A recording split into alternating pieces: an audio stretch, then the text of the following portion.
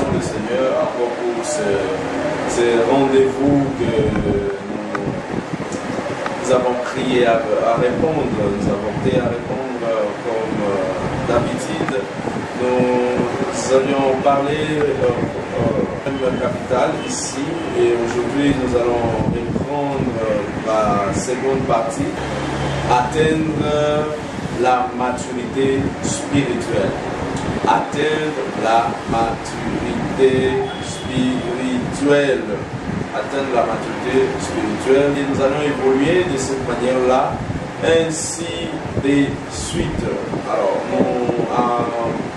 dans un petit rappel, nous avions parlé de l'expérience chrétienne qui commence de la nouvelle naissance. C'est-à-dire, en tant qu'enfant de Dieu, lorsque vous naissez de nouveau, vous vous introduisez dans un nouveau royaume. C'est-à-dire, c'est un royaume que nous appelons le royaume de Dieu. C'est Dieu qui est notre roi, c'est lui le Père, c'est lui le Créateur. Et nous sommes appelés à pouvoir nous conformer aux principes, aux prescrits et aux instructions du royaume. Et aujourd'hui, ce sont des choses que nous sommes appelés à pouvoir faire et en tant qu'enfants de Dieu. Et nous avions parlé que l'émergence de la nouvelle naissance ne doit pas s'arrêter toujours à naître de nouveau, mais ça doit évoluer, pourquoi pas, de développer afin d'aboutir à la maturité spirituelle.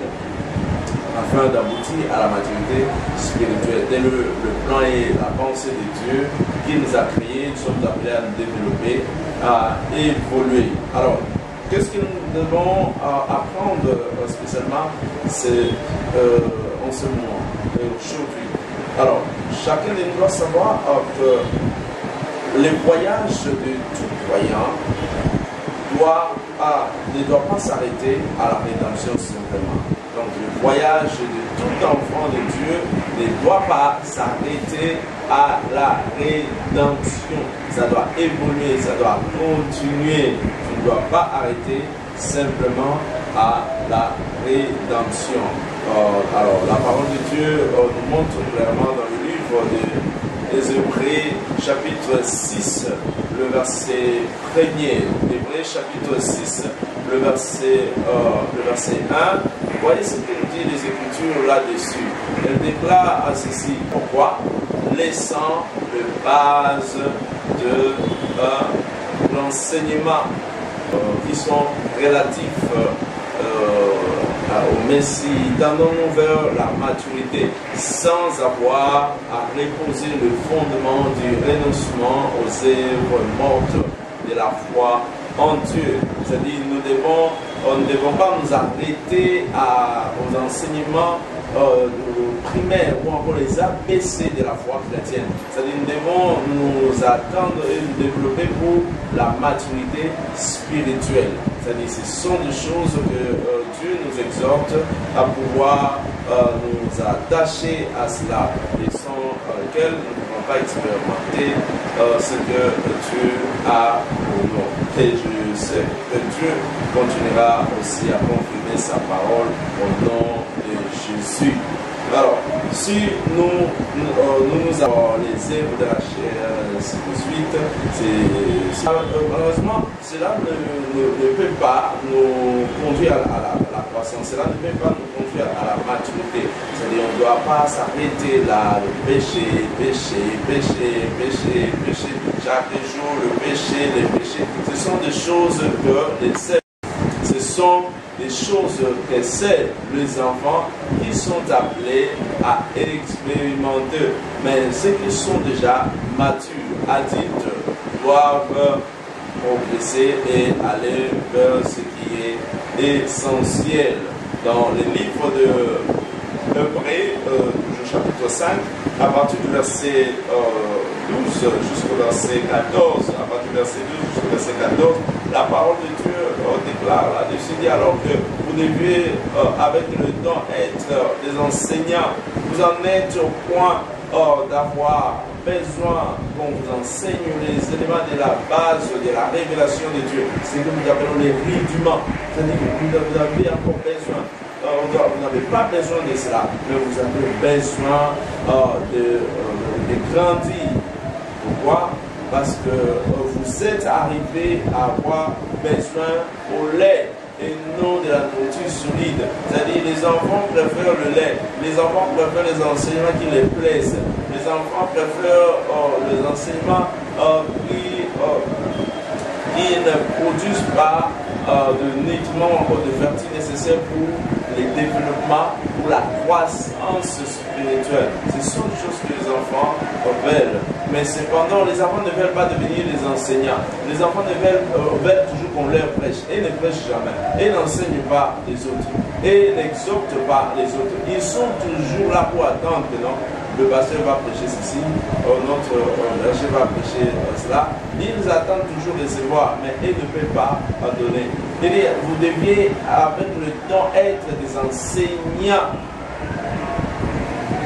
Vous en êtes au point d'avoir besoin. On vous enseigne encore le base, les petites choses, les ABC, alors que vous devez vous nourrir avec des aliments solides, la nourriture solide. Et or, dans le verset suivant, or, celui qui en est au lait est inexpérimenté dans la parole de justice, car il est un petit enfant. C'est-à-dire celui qui est encore au lait, c'est un petit enfant. Il ne comprend absolument rien. Il ne sait absolument rien. Il s'attache toujours aux petites choses. Il est toujours attaché aux choses qui ne peuvent pas lui permettre de progresser, d'avancer dans la vie et dans la croissance spirituelle. C'est-à-dire, les enfants sont inexpérimentés, ils n'ont pas encore le témoignage de la parole, ils n'ont pas encore n'ont pas l'expérience de ce que Dieu a fait pour eux, de ce que Dieu est capable de pouvoir faire. Ils sont toujours limités, ils ne peuvent pas avancer. Mais la bonne nouvelle est que vont toujours expérimenter un tournant, un changement au nom puissant de Jésus. Dans le verset 14 du verset, davantage, il dit, mais la nourriture solide est pour les adultes. Alors, c'est-à-dire la nourriture solide est pour les adultes, c'est-à-dire ceux qui sont matures, pour ceux qui, en raison de leur expérience, ont le jugement exercé à discerner ce qui est bien et ce qui est mal. Ils comprennent bien. Les adultes, les matures, comprennent et savent faire la différence de ce qui est bien et ce qui est mal. Ils ne peuvent pas encore, on ne peut pas les enseigner pour revenir encore sur les ABC, voilà, il faut laisser le péché, il faut faire ça. Non, et déjà comprennent ces choses. Ils savent ce qu'ils doivent faire, ils savent comment prendre une bonne décision pour leur destinée. Et je vois quelqu'un expérimenter ce tournant au nom puissant de Jésus. Donc vous allez grandir, vous allez développer. Pourquoi? Parce que, alors que physiquement, la croissance de notre corps se développe, c'est-à-dire le corps que nous avons, le corps humain se développe, le corps humain devient âgé, le corps humain se dégrade, mais l'esprit de l'homme doit continuer à être renouvelé et développé chaque jour. Nous mangeons, nous nous attardons à manger, nous nous attardons à faire ce qui est bien pour notre corps. Cependant, dans le royaume des cieux, ce qui est très important, c'est notre esprit. C'est d'abord notre esprit. En réalité, dans l'homme, c'est l'esprit. C'est donc l'esprit de l'homme est appelé à se renouveler au jour après le jour. C'est-à-dire chaque jour, nous sommes appelés à nous développer et à renouveler notre esprit. Pourquoi? Parce que Dieu veut nous voir aller de l'avant. La parole de Dieu déclare à ceci dans 2 Corinthiens chapitre 4, le verset 16. 2 Corinthiens chapitre 4, le verset 16. Vous voyez ce qu'il dit dans les Écritures là-dessus. Il dit, c'est pourquoi nous ne perdons pas courage. Et même si notre être extérieur s'est détruit, notre être intérieur se renouvelle de jour en jour. c'est-à-dire notre être intérieur, qui est notre esprit, qui est la parure intérieure. C'est-à-dire le corps humain peut se dégrader, le corps humain peut être détruit, le corps humain peut s'arrêter, mais l'esprit de l'homme se renouvelle. Le corps humain peut vieillir, mais l'esprit de l'homme ne peut pas vieillir. L'esprit de l'homme est appelé à se renouveler chaque jour. L'esprit de l'homme est appelé à se renouveler chaque jour. Il dit que nous ne perdons pas courage, même si notre être extérieur s'est détruit, c'est-à-dire il devient haché, c'est-à-dire il devient dégradé, il peut courir. Mais notre être intérieur se renouvelle jour en jour.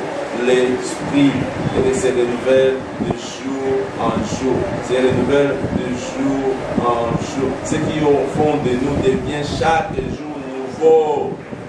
Ce que tu dans la Bible, parole de vie, version 2017, il dit la parole intérieure, c'est ce qui est en nous, ce qui est intérieur, ce qui est au fond de nous, devient chaque jour nouveau. Là, ça devient chaque jour nouveau. Ça devient. Nous devons faire cet exercice de nous renouveler chaque jour au quotidien. C'est ce que Dieu nous recommande. Pourquoi? Parce que notre esprit, notre esprit doit se renouveler. Romains chapitre 12, le verset 2, la parole de Dieu déclare, Romains chapitre 12, le verset 2, il dit: ne suivez pas les coutumes du monde où nous vivons, mais laissez Dieu vous transformer en vous donnant une intelligence nouvelle. Ainsi, vous pouvez savoir ce qu'il veut, ce qui est bon, ce qui lui plaît, ce qui est parfait. C'est-à-dire, ce que Dieu veut à ce que nous fassions. Ce que Dieu veut à ce que nous fassions. Et dit au monde actuel, ne vous conformez pas au monde présent, au temps présent, mais soyez transformés par le renouvellement de l'intelligence, afin que vous discerniez ce que la volonté de Dieu et ce qui est bon, agréable et mature et parfait. C'est-à-dire, lorsque nous voyons le parfait ici, c'est la parle de la maturité. C'est la parle de la maturité. Il s'agit bel et bien de la maturité. Donc, nous ne devons pas nous conformer au temps présent, à ce monde d'aujourd'hui, ce monde contemporain. La version amplifiée,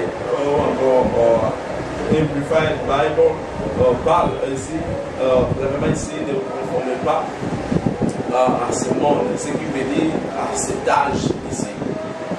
Mais soyez transformés. Adoptez une manière, une bonne manière, adoptez une nouvelle manière de vivre. Alors, renouvelez votre pensée, en ayant de nouvelles idées, de nouvelles attitudes, de nouvelles habitudes. Alors que vous serez approuvé, vous allez vous montrer vous-même. C'est par rapport à ce qui est bon, ce qui est acceptable, ce qui est parfait selon la volonté de Dieu.